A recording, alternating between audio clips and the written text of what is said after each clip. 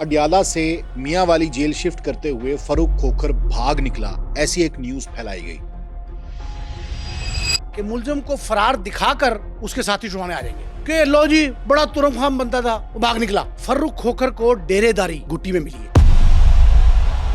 2 दफा prime minister, serving sitting prime minister, वुज़रा, governor, दीगर सियासी जमातों के कायदीन, कई बार पाकिस्तान पीपल्स पार्टी के बुनियादी अरकान में शुमार था इनके वालिद ताजी खोखर का। ताजी खोखर पाकिस्तान पीपल्स पार्टी के पूरे तकरीबन पंजाब के जो टिकट होल्डर्स थे उनके फैसले में शामिल होते थे। खन्ना पुल पे रोक लिया गया। खन्ना पुल पुलिस ने रोका और उसने कहा जी आपके पास मुसल्लह गार्ड्स हैं। उन्होंने कहा ये कहां से है? उन्होंने कहा गार्ड्स को जुर्म में रखना कि इसके हुक्म पर, इसके ईमा पर साजिश तैयार की गई फरूक खोखर के और फरहान ने और 2 दीगर अफराद नामालूम के जरिए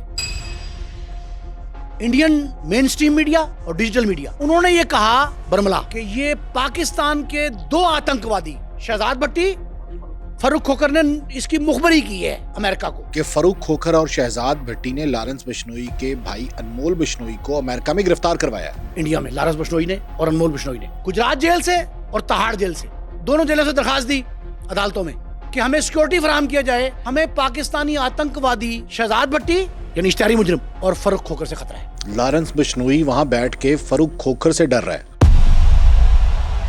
नाज़रीन, ताजी खोखर के फर्जंद फरूक खोखर को उम्र कैद की सजा हुई। उम्र कैद की सजा के बाद उन्हें पिंडी जेल से मियां वाली मुंतकिल किया गया, लेकिन तभी एक न्यूज फ्लैश होती है कि वो फरार हो गए। इसके अलावा इस पर भी बात करेंगे कि जो फरूक खोखर हैं उनके ताल्लुकात किस हद तक हैं, उनके असर और रसूख और उनके ताल्लुकात की बाज़गश्त सिर्फ पाकिस्तान में नहीं बल्कि सरहद पार भारत में भी है और वहां पर उन पर मुतादिद मुकदमात भी दर्ज हैं।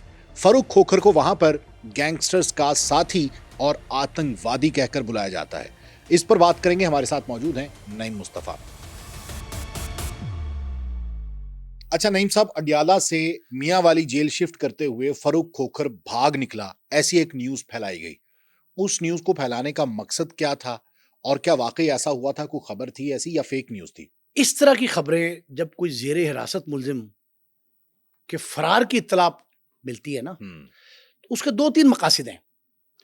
एक तो ये पहले मकसद जो होता है मेन, जो पुलिस का तरीकाकार है, पंजाब पुलिस का बिलखुसूस, कि मुलजिम को फरार दिखाकर उसके साथी छुड़वाने आ जाएंगे। हाँ, जैसे तीफी भट्ट के साथ हुआ। अक्सर ऐसा होता है। वो फरार के एक कहानी बनाई तो मुखालफिन आए, फायरिंग हुई और बंदा मार गया। बिल्कुल ऐसे है। ये जो मनसूबाबंद, आप जाली कहते हैं इसे ना, मैं कहता हूँ मनसूबाबंद पुलिस मुकाबला जो है उसके लिए फैलाई जाती है, पहली बात। लेकिन ये ऐसी इतला थी, मैं भी एक दफा माथा ठनका था मेरा। अच्छा, हम ये समझे थे कि ये शायद इसके साथ भी वही होने वाला है जो पहले हुआ, एक ही सरगोधा के डॉन्स के साथ, तीफी भट्ट के साथ, मतलब इस किस्म का वाकया होगा। मैं मेरे माथा ठनका था, मैंने कहा लेकिन ऐसा नहीं है। पहली बात तो मैंने इसकी वजाहत कर दी, तरदीद कर दी, ऐसा नहीं।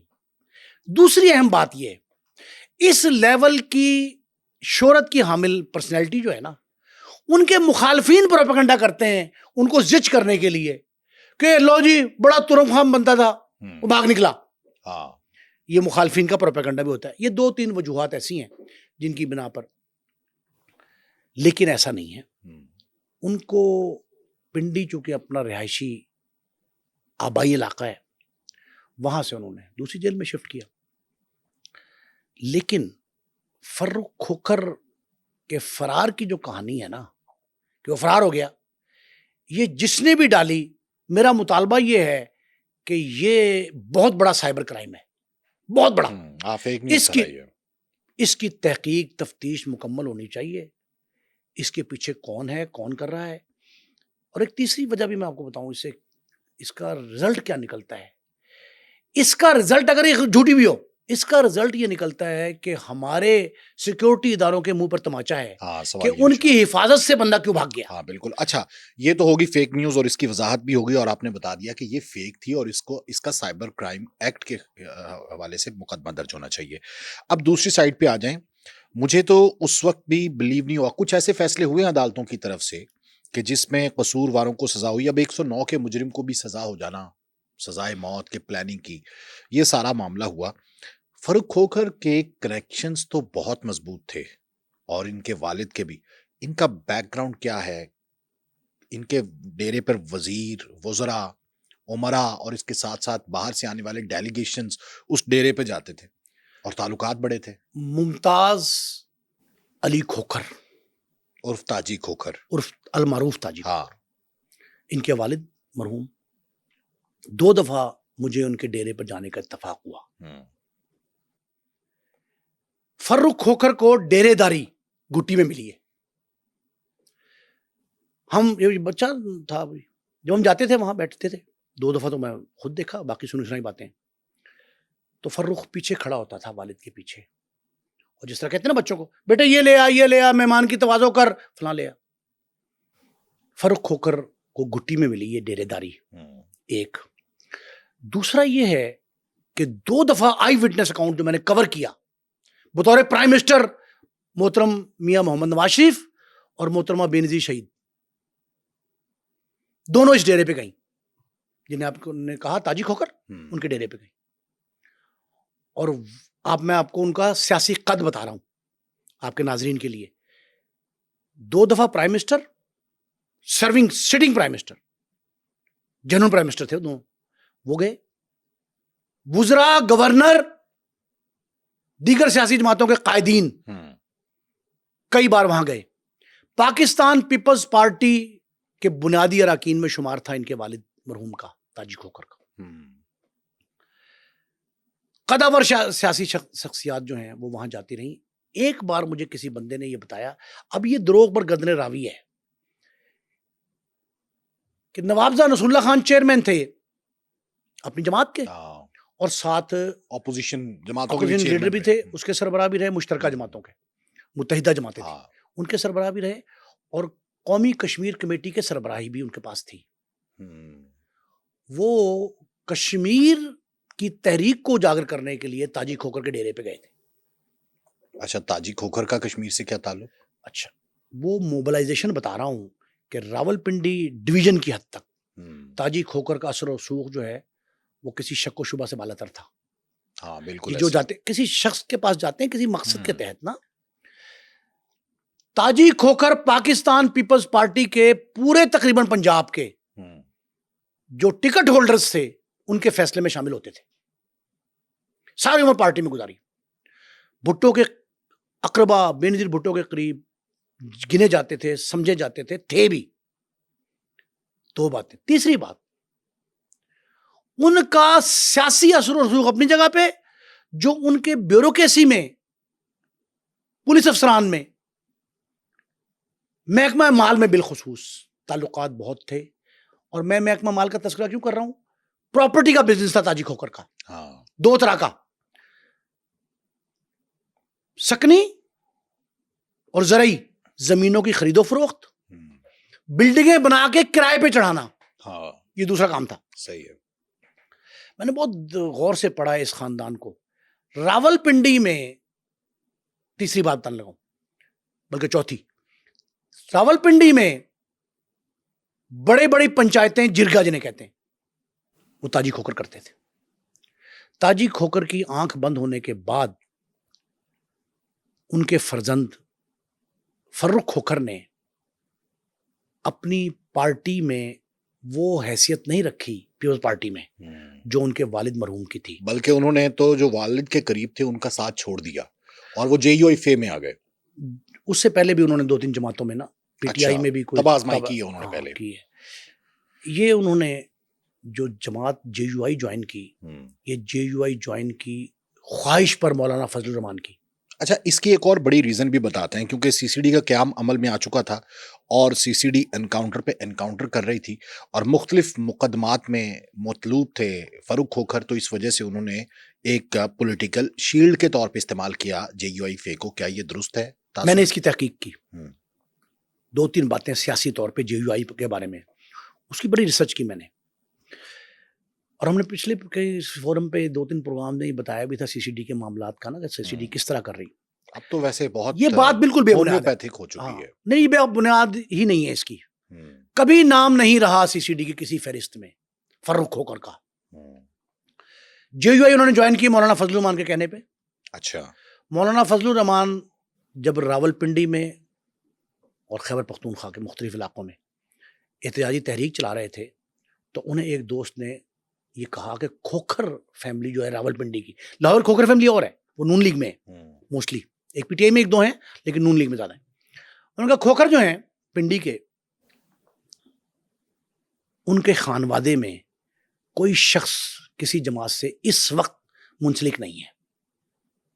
مولانا صاحب نے کہا جی کہ بالکل ٹھیک ہے. وہ صاحب مولانا صاحب کے پاس لے گئے، ملاقات ہوئی، شامل ہو گئے. ان کی شمولیت کا مقصد تھا جے یو آئی کو پنجاب کے اسلام آباد یعنی دارالحکومت ادھر لگتا ہے ساتھ متصل، اور جڑواں شہر پنڈی پنجاب کی حد، وہاں مستحکم کرنا تھا جے یو آئی کو. جے یو آئی کے 3 بڑے جلسے جو اسلام آباد پنڈی میں ہوئے تھے، ان میں مطلوبہ تعداد کم تھی شرکا کی، اچھے انداز سے منظم نہیں تھی تحریک ان کی، اس کے لیے ان کو شامل کیا گیا. کچھ لوگ یہ کہتے ہیں کہ پارٹی فنڈنگ بہت بڑے پیمانے پہ کی گئی. ظاہر ہے پارٹی فنڈنگ تو کرنی پڑتی ہے کرنی پڑی. جگہ اس دوران وہ ایک جلسہ تھا 4 سدے میں، نہیں سوری 4 سدے کا دوسرا جلسہ تھا، پہلا مالاکنڈ ڈویژن میں تھا. مالاکنڈ ڈویژن کی پہاڑی پہ جلسہ تھا جے یو آئی کا. یہ صبح 4:30 بجے نماز فجر ادا کر کے ایک قافلے 12-15 گاڑیاں تھیں آگے پیچھے، اس قافلے کے ساتھ پنڈی سے نکلے، گزر رہے تھے تو کھنہ پل پہ روک لیا ان کو. اب میں آپ نے کا بیک گراؤنڈ بتائیں. کھنہ پل پہ روک لیا گیا.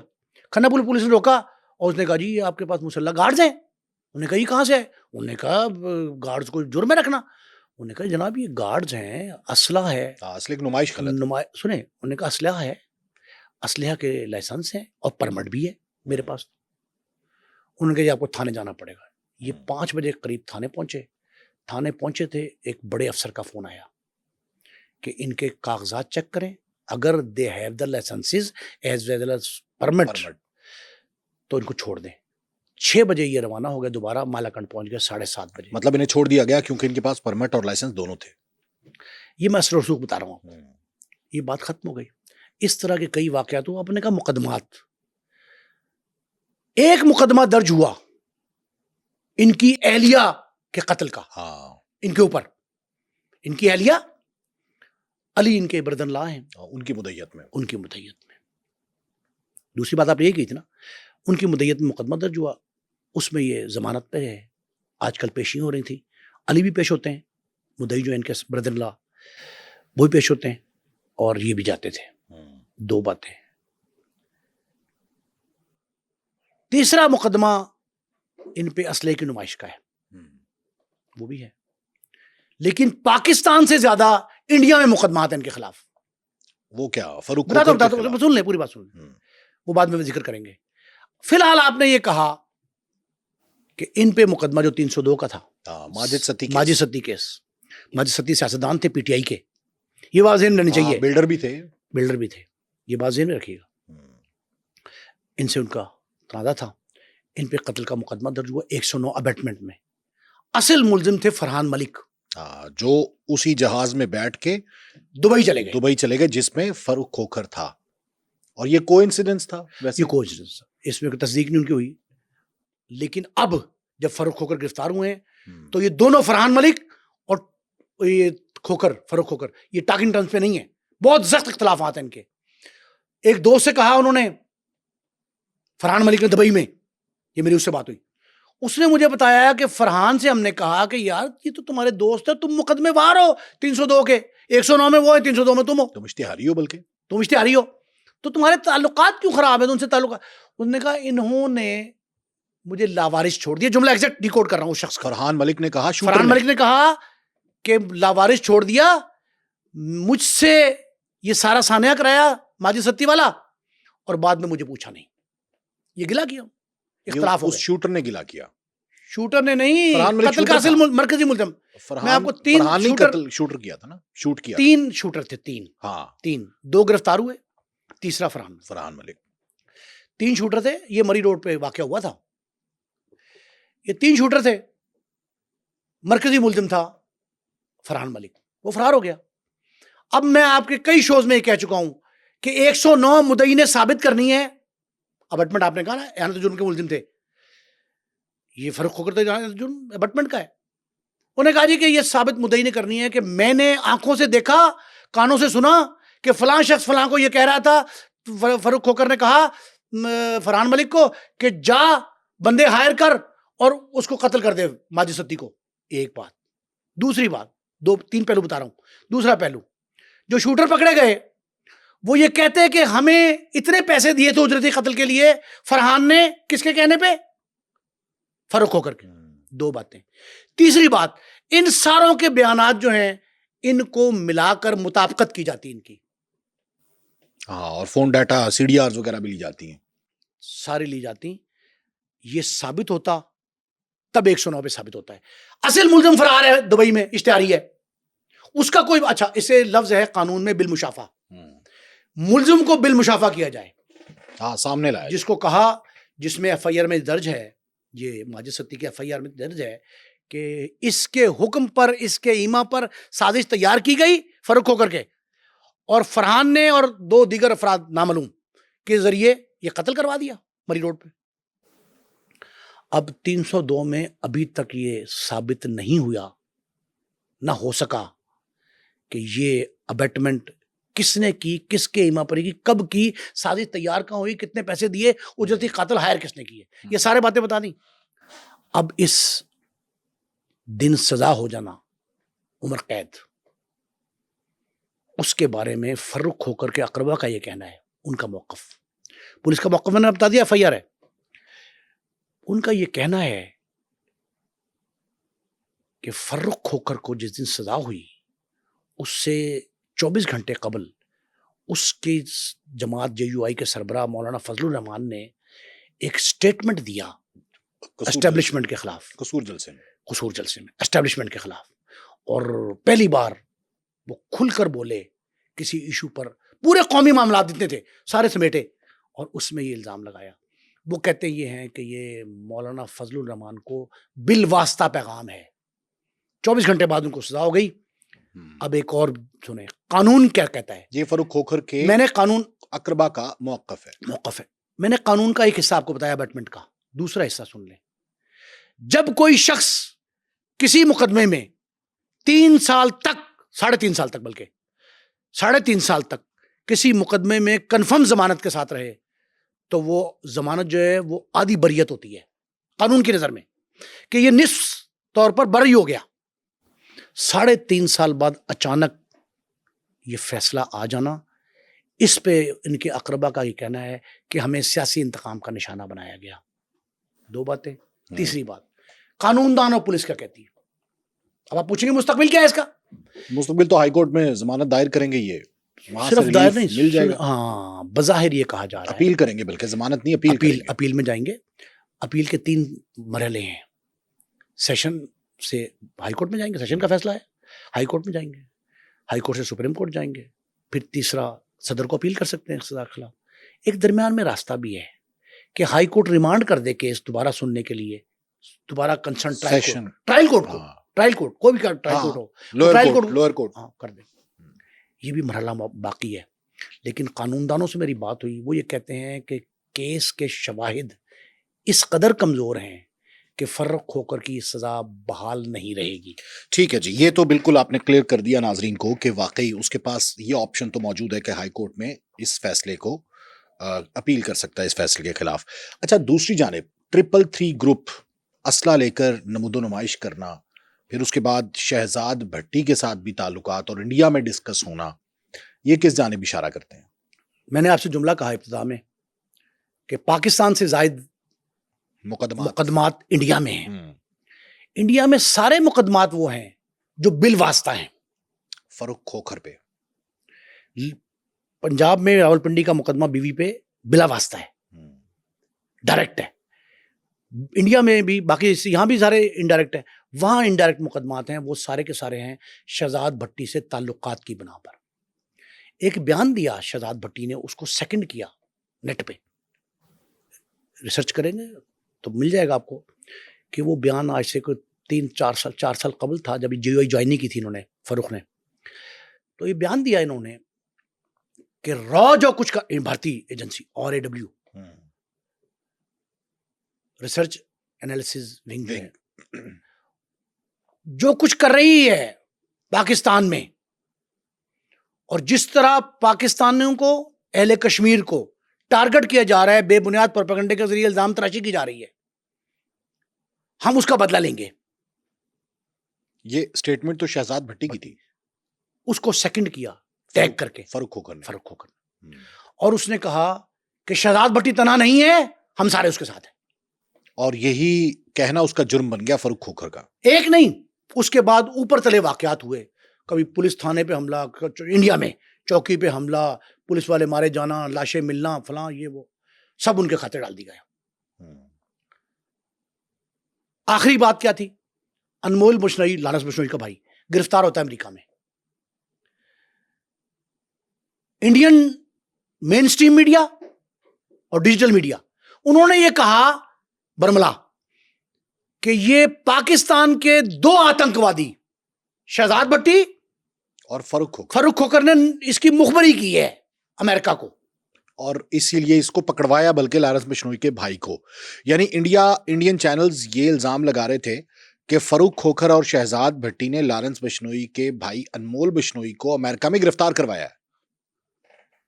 لیکن شہزاد بھٹی کے گروپ نے، جو بہت بڑا گروپ ہے وہاں، جس کے میرا خیال ہے کہ 150 مقامات پر ریڈ ہوئے ہیں ان کے ساتھیوں کے پکڑنے کے لیے، 150 مقامات انڈیا کے، جن میں ممبئی زیادہ ہے.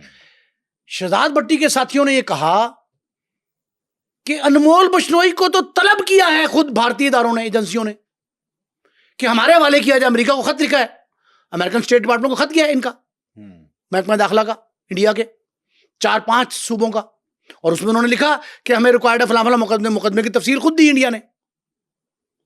یہ سارے دستاویز پیش کر دیے شہزاد بھٹی نے. فاروق کھوکھر نے یہ کہا کہ ہم ہاتھ سے کام کرنے والے ہیں، مخبر کرنے والے نہیں ہیں، مخبری کرنے والے نہیں ہیں. یعنی پیچھے سے وار نہیں کرتے، ہم سامنے سے مقابلہ کرتے ہیں. یہ ہوا. پھر ایک درخواست دی انڈیا میں لارنس بشنوئی نے اور انمول بشنوئی نے، گجرات جیل سے اور تہاڑ جیل سے، دونوں جیلوں سے درخواست دی عدالتوں میں کہ ہمیں سیکورٹی فراہم کیا جائے، ہمیں پاکستانی آتنکوادی شہزاد بھٹی یعنی اشتہاری مجرم اور فاروق کھوکھر سے خطرہ ہے.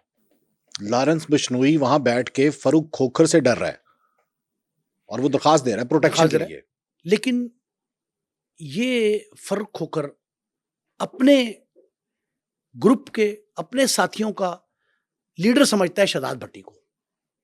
اس دوران شہزاد بھٹی ایک جگہ روپوش تھے، امریکہ سے کچھ فاصلے پہ. ہم سے جب ان سے کی بات بھی ہوئی، انٹرویو بھی کیا، کہیں روپوش تھے، وہاں 4 مختلف ایجنسیوں، مختلف ممالک کی ایجنسیوں نے ریڈ کر دیا شہزاد بھٹی کو پکڑنے کے لیے. جب ریڈ ہوا تو اس نے کنڈیم کیا فاروق کھوکھر نے کہ شہزاد بھٹی کو تنہا نہ سمجھائے. پھر وہی کہا، اور یہ ہم پہ پہلے الزام تراشی کرتے ہیں کہ ہمارے پاکستان کے ادارے جو ہیں، خفیہ ایجنسیاں، یہ کروا رہی ہیں، اور اب آپ بے بنیاد ریڈ کر کے ایک پاکستانی تاجر کو، وہ تاجر کہا کہ وہاں کاروبار کے غرض سے ہے وہاں موجود، تو اس پہ آپ ریڈ کر کے اس کو ڈرا رہے ہیں. اور نتیجتاً شہزاد بھٹی کو نقل مکانی کرنی پڑی. شہزاد بھٹی تقریباً 20-25 روز روپوش رہے، ان کے موبائل بند تھے. میرے ساتھ مسلسل رابطہ، آپ لوگ سامنے رابطہ رہا، لیکن شہزاد بھٹی ان دنوں غائب رہے، اور اس کے بعد پھر ایک اور جگہ جا کے پناہ لی. پناہ لینے کے بعد فاروق کھوکھر کے ساتھ کو معاملہ انڈیا نے پھر کیا، اس کو ٹائٹ کرنے کے لیے بھارتی ایجنسیوں نے.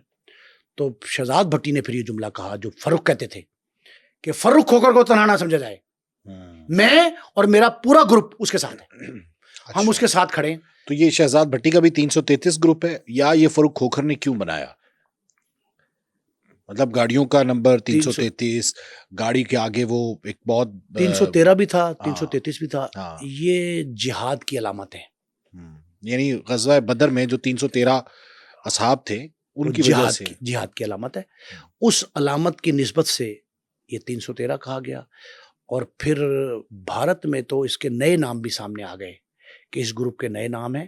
150 مقامات پر ریڈ ہوا، صرف 4 لوگ پکڑے گئے، اور یہ اطلاع کسی کے پاس نہیں ابھی تک. میں آپ کے ناظرین کو انفارمیشن دے رہا ہوں، یہ 4 لوگ پکڑے گئے جن کو تشدد کر کے بھارتی اداروں نے یہ منوایا کہ ہم شہزاد بھٹی کے کہنے پہ تشدد کر کے منوایا، زبردستی.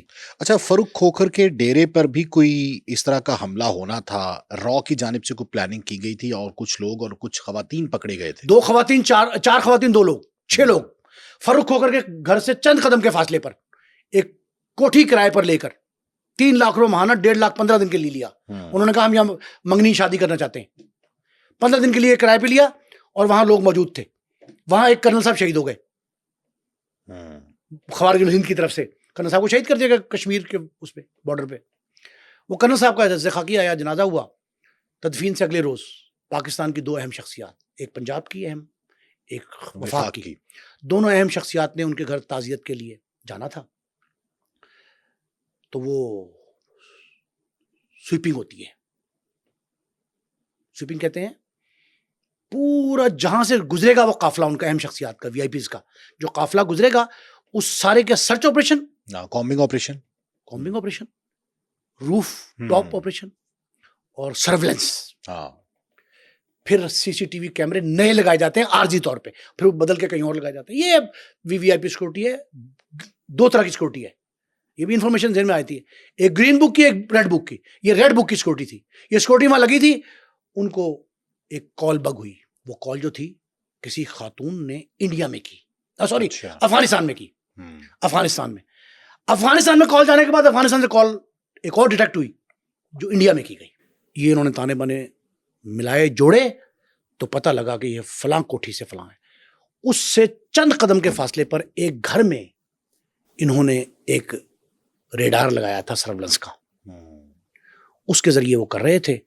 تو پتہ یہ لگا کہ یہ جو قافلہ ہے راستے میں جائے گا، جب یہ خیال تھا ان کا، ایجنسیوں کا، پاکستان کے اداروں کا، یہ اب میں آپ کو بتاتا ہوں، C T D Rawalpindi, C T D Sargodha, C T D کہہ رہا ہوں، سی سی ڈی نہیں کہہ رہا، C T D counter terrorism department Rawalpindi اور سرگودا، ان کا مشترکہ آپریشن تھا.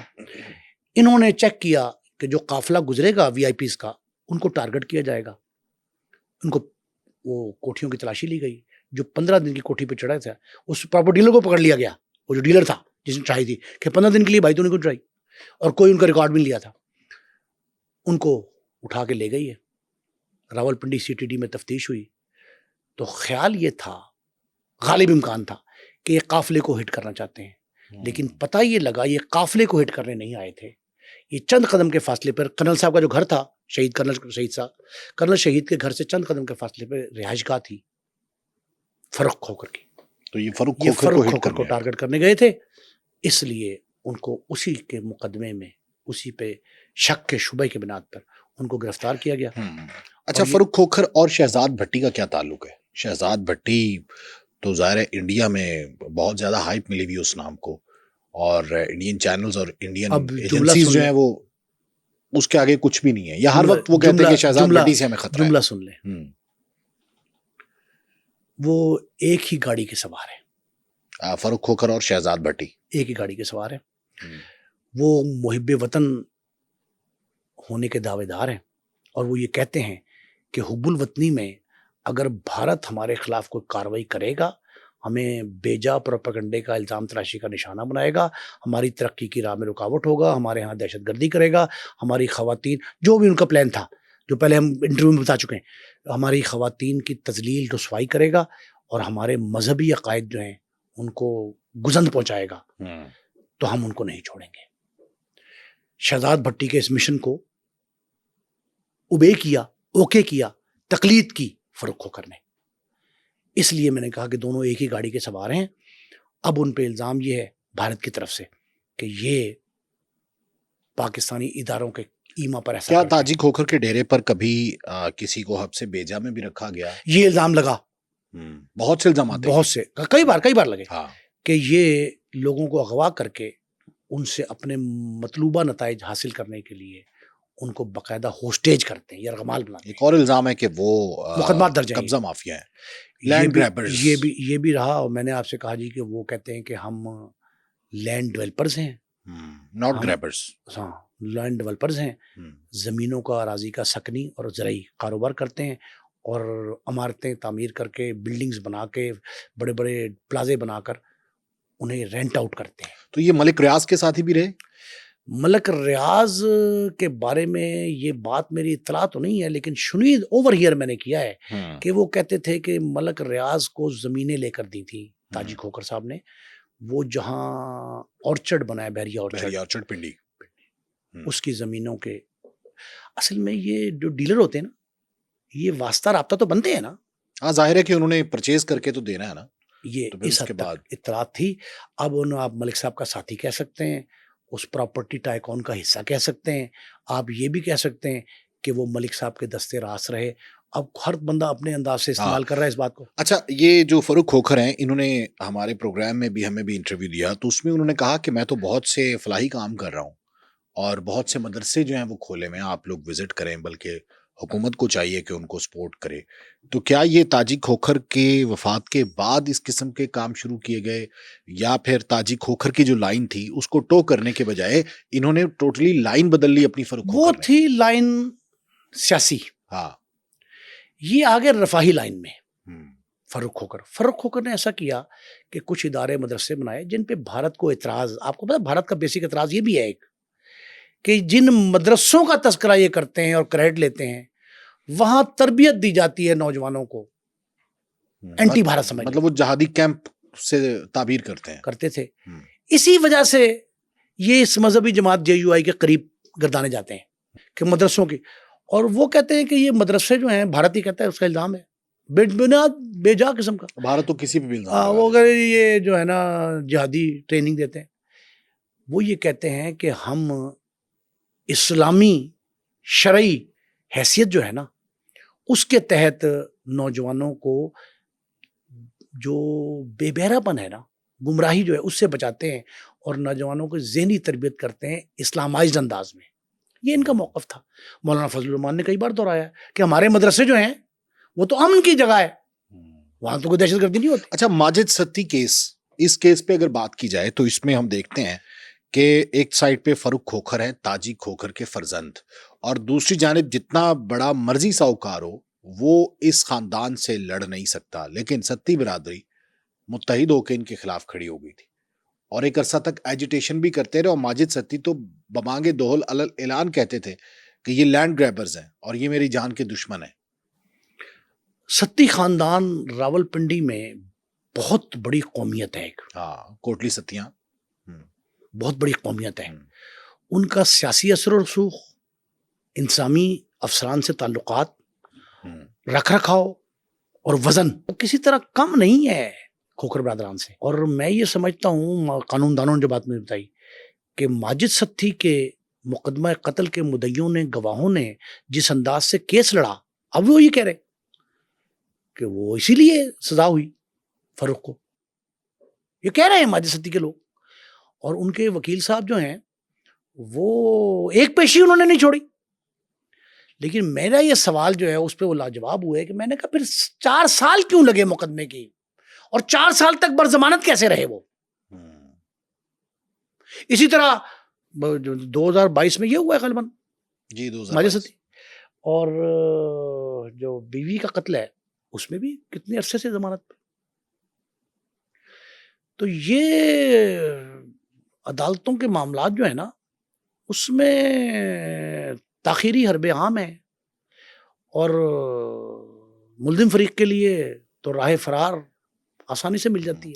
اچھا، اب دوسرا جو کیس حالیہ ویلنشیا ٹاؤن لاہور میں ہوا، اس کیس میں بہت سی باتیں سامنے آ رہی ہیں. سٹارٹ میں لگا کہ شوہر نے مارا بچوں کو کیونکہ الینا چیختی چلاتی پیچھے سے آئی، سب لوگوں کو پتا ہے. ابھی جو انویسٹیگیشن ہوئی ہے اس میں الینا ہی قصوروار پائی گئی ہے، شوہر کو کلین چٹ مل گئی ہے. ابھی تو فورنزک رپورٹس آنی ہیں. کلین چٹ نہیں، کچھ تھوڑی ابتدائی رپورٹیں آئی ہیں، کلین چٹ نہیں ہے. لیکن میں آپ کو جو حقائق ہیں تفتیش کے، اس کے ہر پہلو سے کے بارے میں بتا رہا ہوں. پہلی بات یہ ہے، سب سے پہلی بات، پولیس نے اب تک ناصر ڈوگر جو ہیں ان کو قصوروار نہیں قرار دیا. تھوڑا محتاط ہے، قصوروار قرار نہیں دیا. کیوں؟ وہ ٹائمنگ وجہ بتا رہا ہوں. وہ ٹائمنگ 6:45، 6:30 سے 5:30 سے 6:45 تک، سوا گھنٹہ، 5:30 سے 6 پونے 7 تک. ناصر ڈوگر کی موجودگی گمبینوں یہ کیا وہ جو ہے بیکری، جو بیکری کا نام جو بھی ہے، ہاں اس بیکری پر موجودگی اس بیکری کے CCTV فوٹیج سے ثابت ہو گئی، پہلی بات۔ دوسرا شک جو ابھی تک دور نہیں ہوا، وہ کیا ہے؟ وہ ہے کچھ بیانات میں فرق ناصر ڈوگر کے۔ 3 بار تفتیش کے لیے بلایا، ناصر ڈوگر کے ساتھ تھے شیردل ڈوگر، ان کے بڑے بھائی، جو DSP ہیں موٹر موٹر پولیس، وہ ساتھ تھے، اور پولیس تفتیش کے بعد گھر بھیج دیتی تھی ان کو۔ جب 2 بار گھر بھیجا تو فون آ جاتا ہے کینیڈا سے، مقتولہ متوفیہ جو بھی نام لے اس کو، اس کی بہن کا، علینا کی بہن کا۔ انہوں نے فون کر کے کہا کہ ہم آ رہے ہیں، ہماری بہن کچھ عرصہ، یہ ایگزیکٹ بتا رہا ہوں پولیس افسر کے بقول، کچھ عرصہ معذور ضرور رہی لیکن یہ قاتلہ نہیں ہے، بچوں کو اس نے نہیں مارا، ہمارا انتظار کریں۔ اس روز بچوں کی اور علینا کی لاشیں پسرور جانے کے لیے تیار تھیں کہ وہاں تدفین کا انتظام ہو گیا، قبریں کھود دی گئیں، لوگ اعلان ہو گیا مساجد میں، لوگ وہاں موقع پہ پہنچنے والے تھے، رات کو جنازہ تھا عشاء کے بعد، تدفین روک دی گئی۔ پولیس نے لاشیں عیدی کے سرد خانے میں جمع کرا دی، ان کا دفنانے نہیں دیں گے، ہم آئیں گے۔ وہ خاتون آئیں، علینا کی بہن کینیڈا سے، ایک بہن امریکہ میں تھی، وہ تو قریبی گلی میں رہتی تھی کیلیفورنیا میں، وہ بھی پہنچ گئی۔ پولیس DSP پہ الزام تھا کہ وہ بھائی کر رہا ہے، ادھر ایک ریٹائرڈ فوجی افسر ان کے خاندان میں، علینا کے، اس نے فون کر کے کہا، اب میں نے ایک جملہ کہا تھا ایک شو میں کہ مقابلہ شروع ہو گیا، پولیس بمقابلہ آرمی، انہوں نے وہ پریشر ڈالا، پولیس نے امانتاً لاشیں روک لی، وہ یہاں آئے، ماڈل ٹاؤن میں علینا کا آبائی گھر ہے، وہاں جنازہ ہوا، جہاں اس کی ایک اور بہن رہتی، وہاں جنازہ ہوا، اور جنازے کے بعد تدفین بھی لاہور میں ہوئی۔ ناصر ڈوگر اور ان کے گھر کا کوئی فرد شریک نہیں ہوا نماز جنازہ میں، ناصر ڈوگر خود بھی نہیں ہوا، کوئی نہیں ہوا۔ کیوں؟ سن لیں پوری بات سنیں۔ اب ناصر ڈوگر کا مجھے نہیں پتا کیا معاملہ ہے، یہ پریشر جب پڑا کہ لاشیں ہم نے لینی، انہوں نے آ کے پولیس کو بیانات دیے، پولیس نے پھر بلا لیا تیسری بار ناصر ڈوگر کو، والد کو۔ ناصر ڈوگر کو جب بلایا، ان سے ساری باتیں پوچھی اور CCTV فوٹیج کا کمپیریٹو اسٹڈی کیا۔ تفتیش پہلے کی DIG Faisal Kamran DIG operation نے، پھر آگے SSP انویسٹیگیشن نوید، پھر آگے DIG انویسٹیگیشن ذیشان رضا، وہ سارے آگئے، انہوں نے تفتیش کی، اور تفتیش کے بعد جب یہ تانے بانے کڑیاں ملائی گئیں تو پتہ لگا کہ یہ اس کا وہاں ثابت ہے موجودگی بیکری میں۔ تو ٹھیک ہے، ناصر ڈوگر اس سپیل سے باہر ہو گیا، ٹھیک ہے، شک کے دائرے سے۔ اسے کراس کوشچننگ کی پولیس افسروں نے کہ بھائی وہ تم نے یہ بھی کہا تھا، تم نے یہ بھی کہا، انہوں نے کہا تم یہ بتاؤ کہ اگر یہ باتیں درست ہیں جو تم کہہ رہے ہو تو تم نے کھانا کیوں نہیں کھایا؟ آئس کریم جب تم آئے ہو، واپس آئے ہو، آئس کریم بھی بچی تھی اور تمہاری بیوی نے کہا کہ یہ بھی کھا لو۔ اس نے کہا کہ میں جس دوران یہ دے رہی تھی مجھے، اس دوران بیل ہوئی باہر سے، وہ صاحب ناصر چٹھا صاحب آ گئے تھے، ناصر چٹھا صاحب، پیچھے سے آوازیں آ رہی ہیں بچے کی کڑھانے کی، چیخو پکار، پانی غالباً مانگا تھا ناصر ڈوگر نے کہ مجھے آئس کریم نہیں، پانی چاہیے۔ ناصر ڈوگر کہتے ہیں کہ میں بیل سن کے واپس چلا گیا، پولیس کو تفتیش میں دیے گئے بیان، میں باہر گیا تو انہوں نے کہا کہ بھائی یہ دیکھو، یہ لاشیں آپ کے گھر میں لاشیں پڑی پیچھے، ہم دیکھ گئے ہیں۔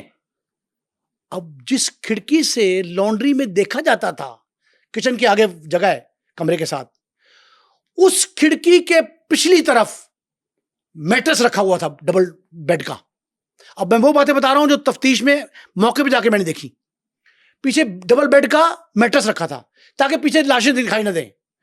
اس دوران اس نے کہا، میری بیوی نے مجھے کہا کہ یہ آئس کریم کھائیں، آپ یہ لیں، تو میں نے صرف اس لیے کہ بیل ہو گئی میں باہر بھاگا, تو انہوں نے کہا کہ کہتا میں تو ڈرا, میں نے کہا بھائی لاشیں میرے گھر میں کہاں سے آئیں گی, میرے بچے تو گئے ہوئے ہیں سینما دیکھنے. تو وہ ساتھ ہی میں ناصر چٹھا ان کو بلایا, انہوں نے مجھے پیچھے لے جا کے دکھایا تو لاشیں بچے میرے تڑپ رہے تھے. میں اس لیے بچ گیا. اب پولیس نے کہا کہ اس کی مزید تفتیش کرو کہ آخر اس خاتون علینا پہ اگر الزام ہے اس نے زہر دیا تو اس نے میاں کو زہر نہیں دیا, تو پتہ لگا جی کہ اس نے آئس کریم نہیں کھائی. ابھی اور سنیں ایک اور بات, ڈیٹیل میں نہیں جاؤں گا کیونکہ اس پہ ہم پورا پروگرام کر چکے ہیں اور یہی چیزیں تھی. اس وقت کیا صورتحال ہے؟ علینا قصوروار ہے یا ناصر قصوروار ہے؟ یہی جملہ ہے نا. انہوں نے کہا جی ناصر آپ نے نہیں کھایا نہیں حلوہ, سنیں اگر ناصر آپ نے حلوہ نہیں کھایا, آپ نے آئس کریم نہیں کھائی, ان کا اوکے نہیں کھائی, آپ بچ گئے. یہ آپ کی بیوی نے کیوں کیا؟ انہوں نے کہا 2 وجوہات کی بنا پہ. ناصر سے سوال ہے تفتیشی افسروں کا, اعلیٰ تفتیشی افسر DIG لیول کا. انہوں نے کہا اس لیے نہیں کیا کہ میں نے صرف اپنی ٹکٹ بنائی تھی اکیلے کی 27 تاریخ کی, اور یہ ہم پوائنٹ آؤٹ کر چکے ہیں آپ کے پچھلے پروگرام میں. میں نے بچوں کو کہا تھا کہ بچے اسلامی طرز زندگی گزاریں اور یہاں پڑھیں, اور میڈیکل کی تعلیم تو بہت اچھی ہے بیٹے ارسل کے لیے, ارسلان یہاں پڑھے گا. تو میں بچوں کو یار بچیوں کے حیا پردہ سب کچھ اسلام کا ہے, وہ امریکہ میں میسر نہیں تھا, میں یہاں لے آیا. ایک تو میری بیوی اس سے ناراض تھی, پہلی بار پاکستان آئی 13 سال بعد, تو وہ ہو سکتا ہے کہ اس پہ عود آیا ہو, وہ اس پہ جو ایک دم ہائپر ہوتی کیفیت اس کی کیفیت تبدیل ہوئی ہو, اور اس نے کہا کہ یہ مجھے نہیں لے کے جا رہا واپس, بچوں کو بھی یہاں چھوڑ کے جا رہا ہے. تو اس نے اس بنا پہ یہ کہا کہ سب کا خاتمہ کر دو.